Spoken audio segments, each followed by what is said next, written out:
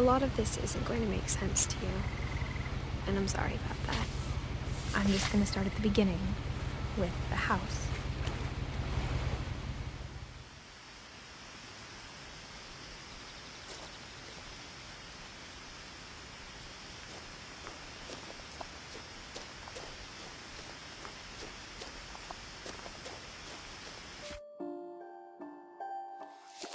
I lived here until I was 11, but I wasn't allowed inside half the rooms.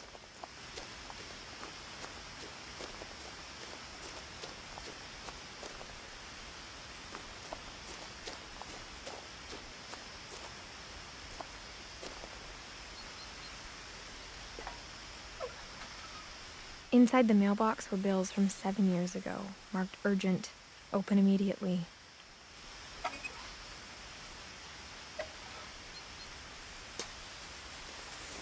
I hadn't been back since my brother Lewis's funeral.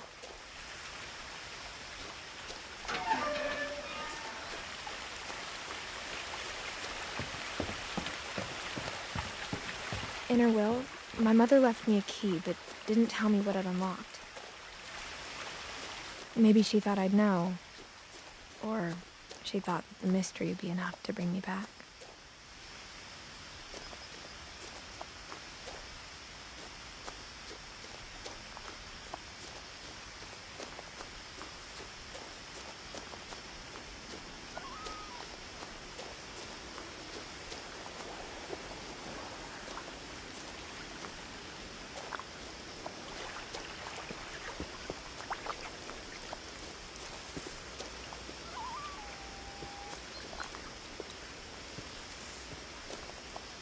The truth is, even after I inherited the house, I never thought I'd come back to it.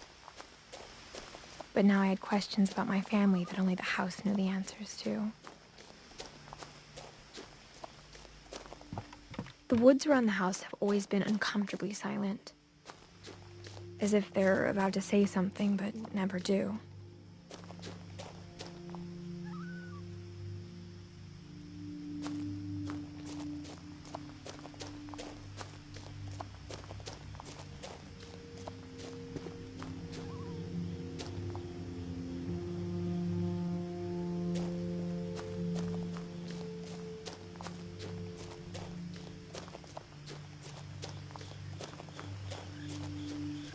The house was exactly like I remembered it, the way I'd been dreaming about it.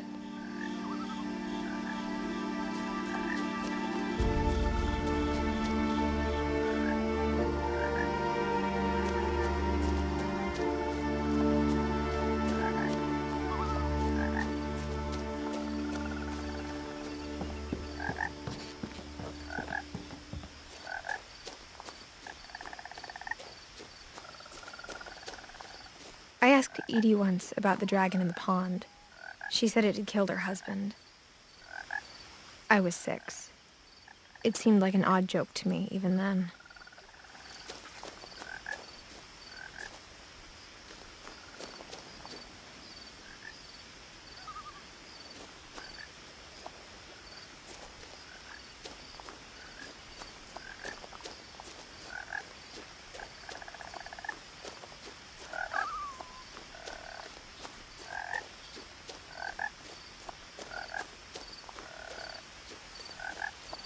As a child, the house made me uncomfortable in a way I couldn't put into words. Now, as a 17-year-old, I knew exactly what those words were. I was afraid of the house.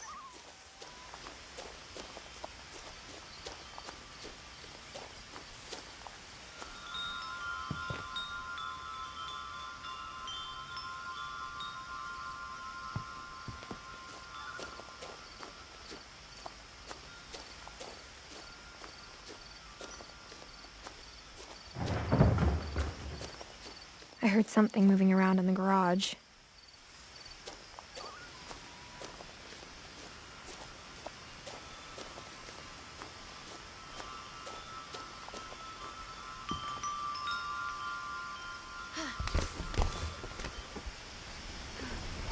Crawling through the doggy door used to be a lot easier when I was 11.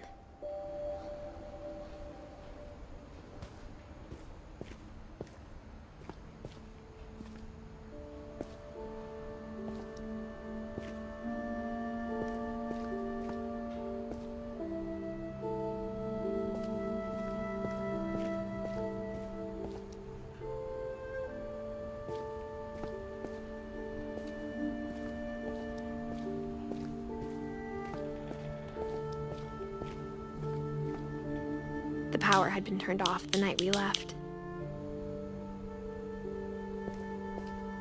For the first time in years, I felt like I was home. But instead of a family, there were just memories of one. Like how only one restaurant would deliver to our house, so we had Chinese a lot.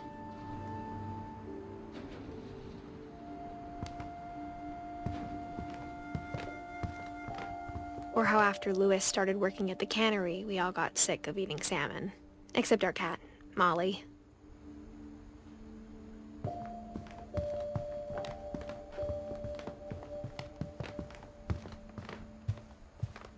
The table was still a wreck from the night we left.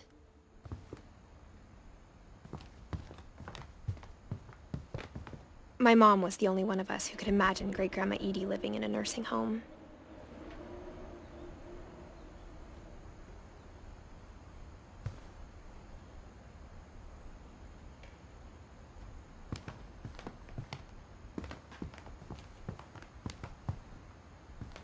Nothing in the house looked abnormal. There was just too much of it, like a smile with too many teeth.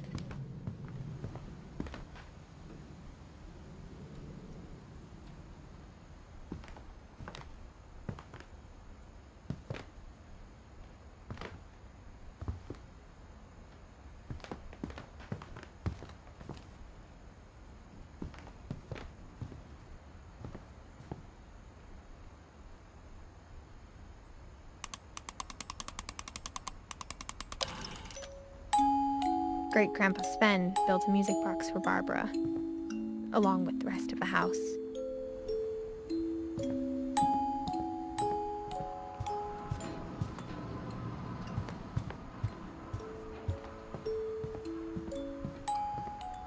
My mom wasn't much of an optimist, but she never stopped believing that my brother Milton was alive.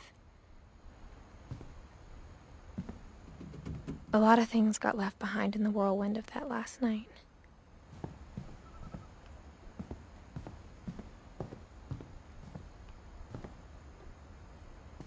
After Milton disappeared, Mom sealed up all the bedrooms.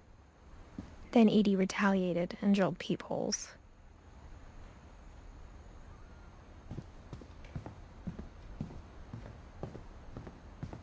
Edie's father, Odin, built the original house.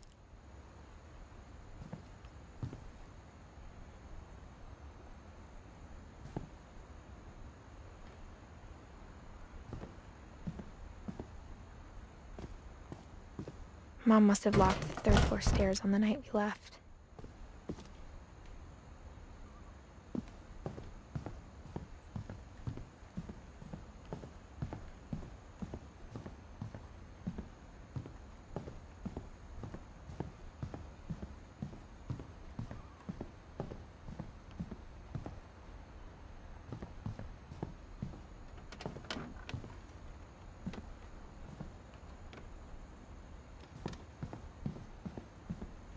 I spent a lot of time playing in Great Uncle Walter's room.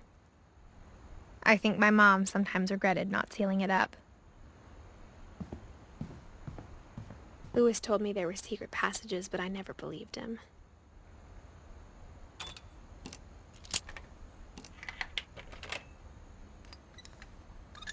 Turns out, my mom was really good at keeping secrets. Now it was time to find out what my mom had been afraid of.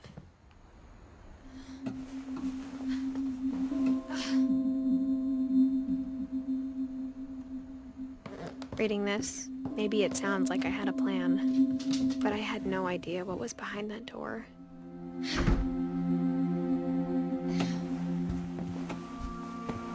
Just like I had no idea where all this was gonna lead.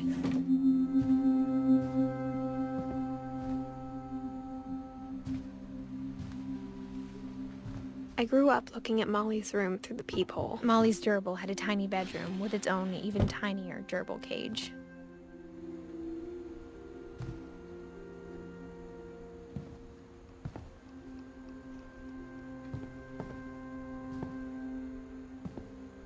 Being inside for the first time, I felt like I'd stepped behind a painting.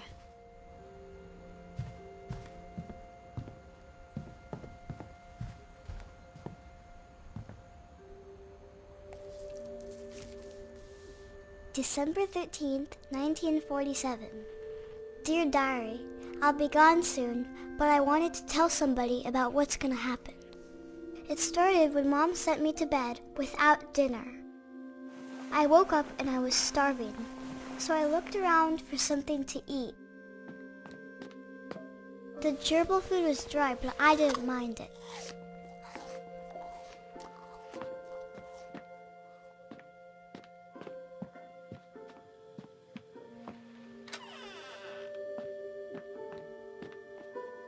I kept eating and eating.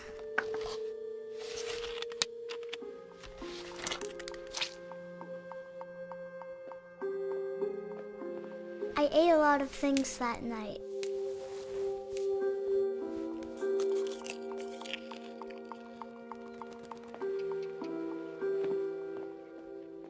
Then I heard chirping outside my window. It was a barn swallow going back to her nest. I reached out for her.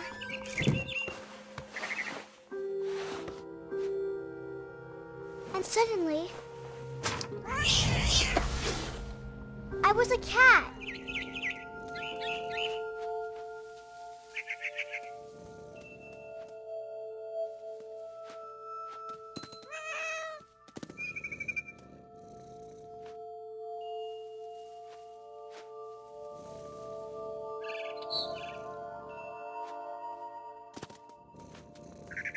I tried to be quiet, but the bird was really scared.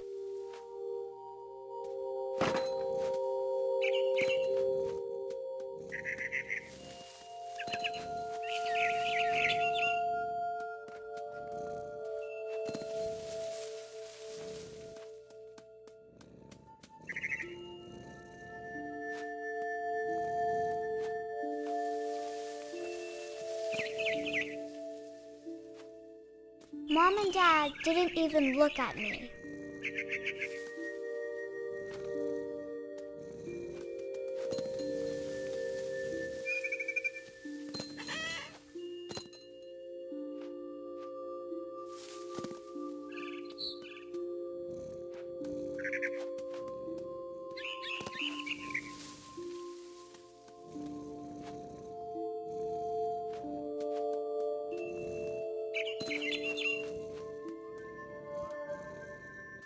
I jumped and I almost got her.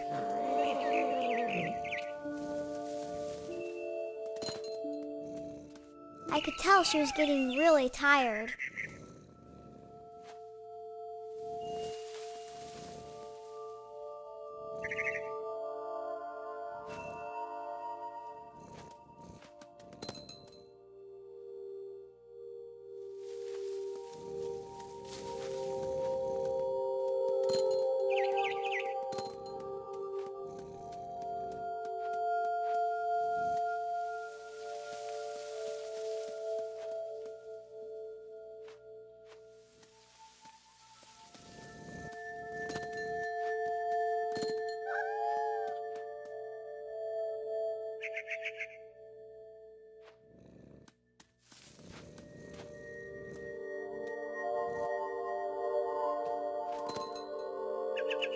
Now I was up in the big tree. I promised Dad I wouldn't climb it anymore. All I cared about was eating that mama bird. I gobbled her up.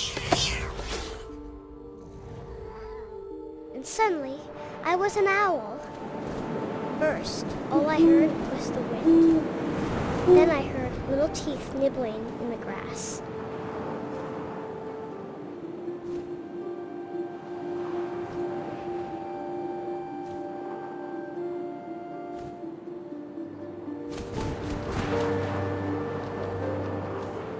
Rabbits.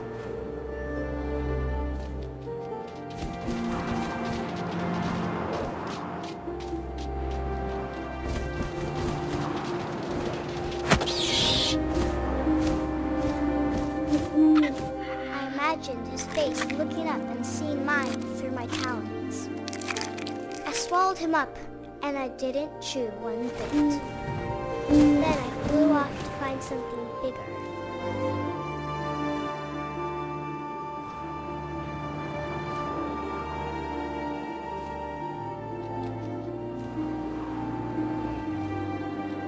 mama rabbit.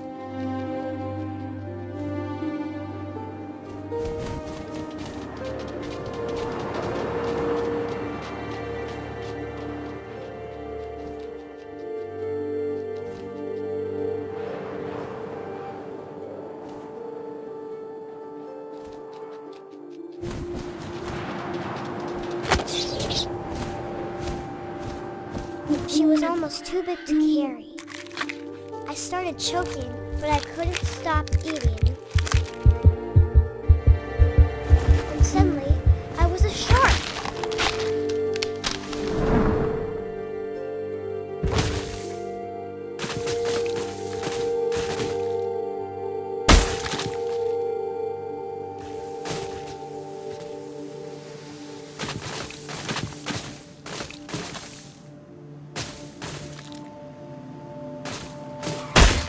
I rolled off a cliff and into the ocean.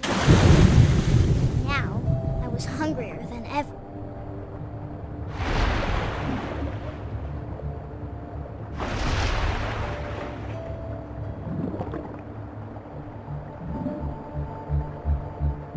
I wanted fat, juicy seeds. I tore off her flipper, and it tasted really good.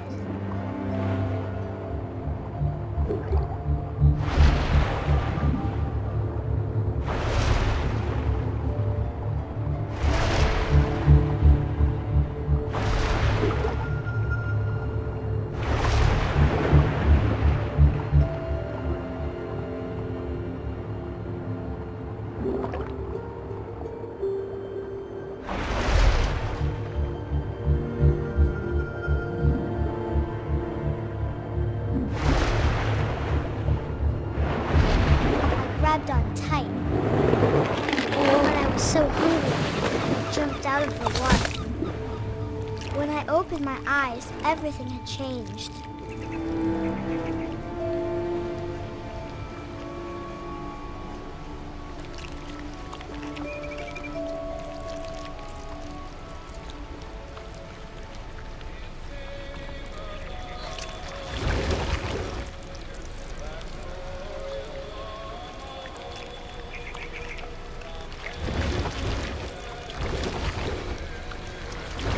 Now I was a monster, and I smelled people everywhere.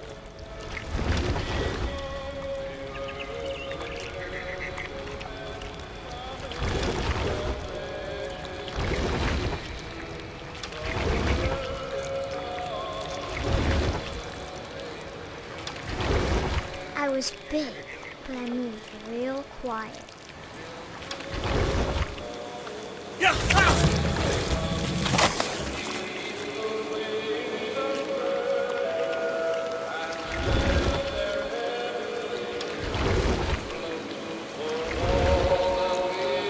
I wanted to stop, but also I didn't.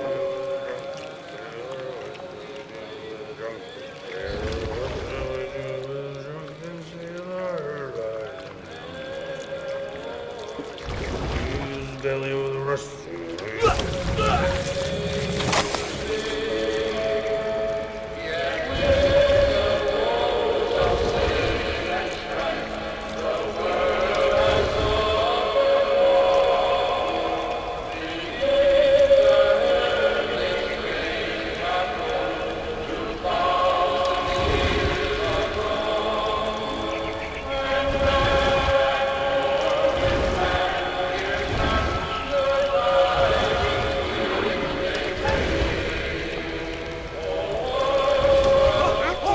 Passenger, I was still hungry. And to cross the water, I smelled something new. Something I had to have, so I swam towards it.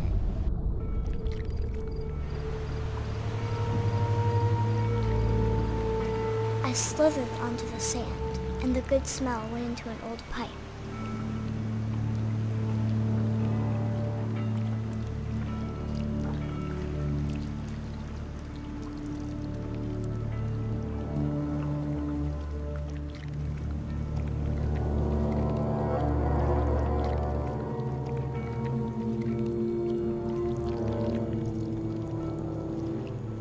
I got closer and closer,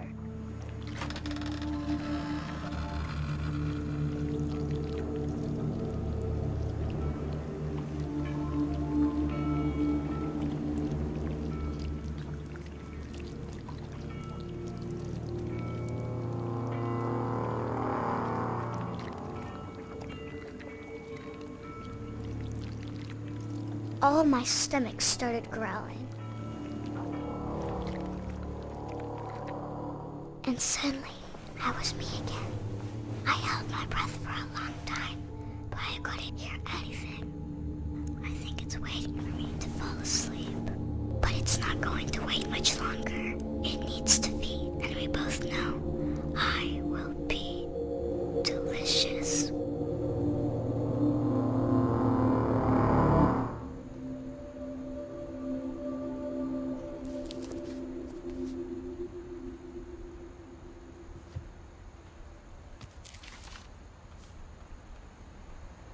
I'm not sure if I believed all of that, but I'm sure Edie would have.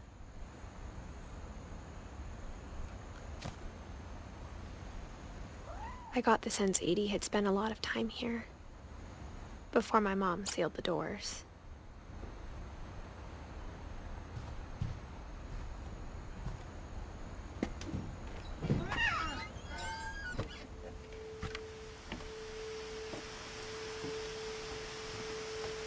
This will be obvious later, but my mom never told me any of these stories.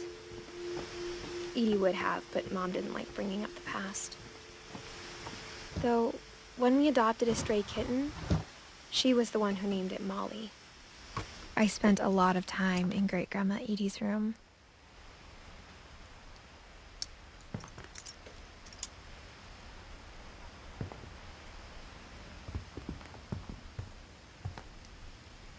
Edie gave a big interview about a mole man living under the Finch house. My mom was furious. I hadn't thought of myself as Edith Jr. for a long, long time. When Edie told people Sven was killed by a dragon, she could also have said he was building a dragon-shaped slide that collapsed. She could have, but she didn't.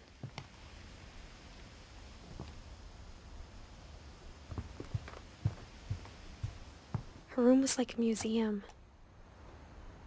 For 500 years, the Finches have been famous throughout Norway for their fortune and misfortune. Odin Finch buries the latest victims of the family curse. His wife. On January 7th, 1937, he set sail with 40-foot waves off the coast of Washington. Odin's daughter Edie, with husband Sven and baby Molly. Odin Finch is the first to be buried in the new family cemetery. His daughter Edie is already dreaming of a new Finch house.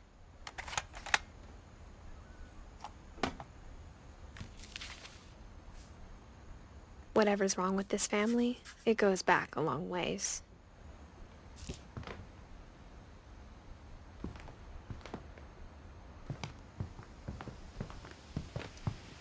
Louis died a week before we left, but Edie had already started to memorialize him. Edie knit me a new pair of gloves every year, just in time to replace the old ones.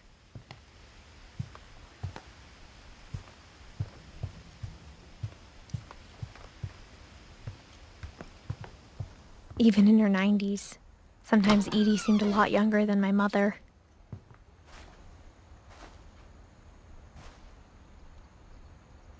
The only trace Grandpa Sam's first wife, Kay, left on the house was the pink bathroom.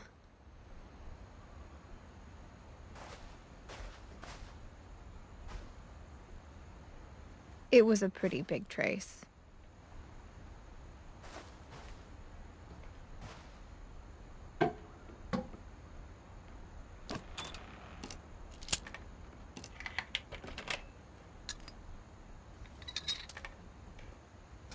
There's a secret in this bathroom. It's in the last place you would look. It isn't in the cupboard. It's hidden in this book.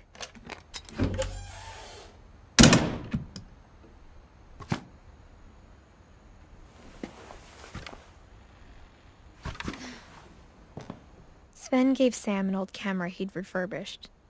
He never put it down.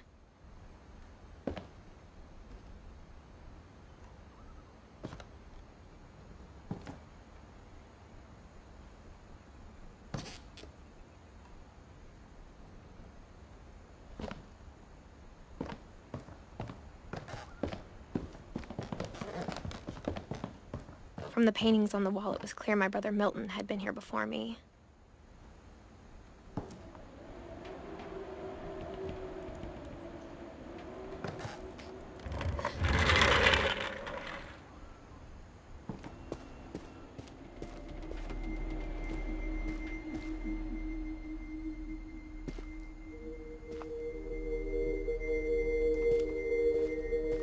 I knew Grandpa Sam had a twin,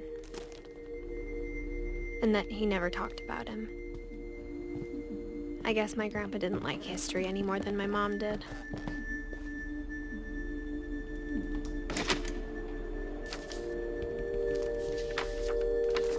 How I Want to Remember My Brother by Sam Finch.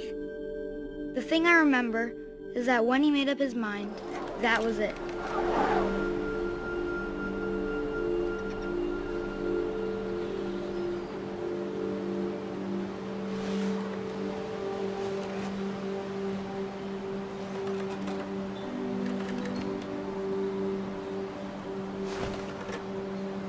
My brother said he'd die before he ate another mushroom, and he did. At Barbara's funeral, we swore we'd never be afraid again, and he wasn't. I think Calvin always wanted to fly.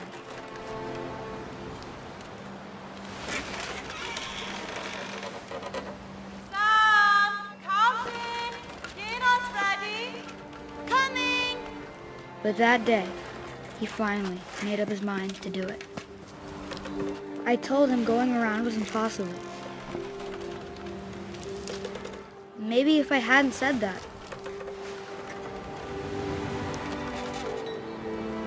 Calvin, I'm not gonna tell you again. maybe if the wind hadn't picked up, then maybe he'd still be here. But I doubt it. I think he'd already made up his mind. That's what I want to remember about my brother.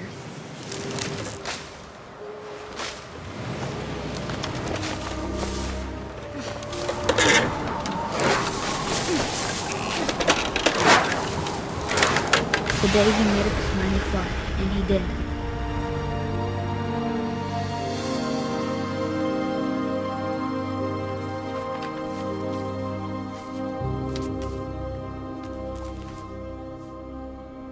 Calvin's story felt strangely familiar. When I was younger, I remember trying to do the exact same thing.